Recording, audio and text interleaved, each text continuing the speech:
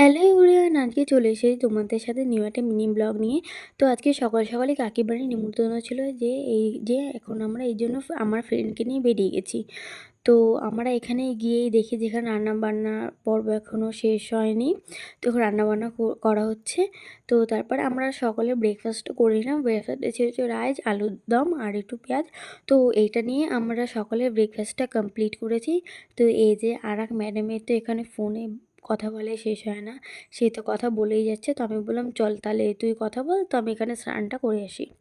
তো তারপর আমি এখানে বাড়ি গিয়ে তাড়াতাড়ি ফ্রেশ হয়ে নিলাম। তো এই যে আমার এখানে ফ্রেশ হওয়া কমপ্লিট। তো এখানে আমি ক্যামেরাটা চালিয়ে এখানে একটু নাটক করছিলাম। তো বললাম যে চল তুইও স্নানটা করে নে, তারপর একসাথে যাব। তো ওরও স্নানটা কমপ্লিট হয়ে যাওয়ার পরে এই যে আমরা এখানে একসাথে যাচ্ছি। তো তারপর আমাদের খেতে খেতে 3:30-3টাও বেজে গিয়েছিলো। আর রান্না করতে খুব লেট হয়ে গেছিলো, এই জন্য আজকে বেশি মেনু হয়নি। তো এর জন্য ফার্স্টেই দিয়েছিল পটল ভাজা। আর পটল ভাজা আমি একটাই খাই, মানে একটা খাই বলতে আমি পটল ভাজি বেশি খাই না বলে এই জন্য আমি একটাই নিয়েছি, সবাই এমনি দূর করে নিয়েছে। তারপরে ছিল হচ্ছে আলুর দম, আর তারপরে ছিল হচ্ছে মাটন।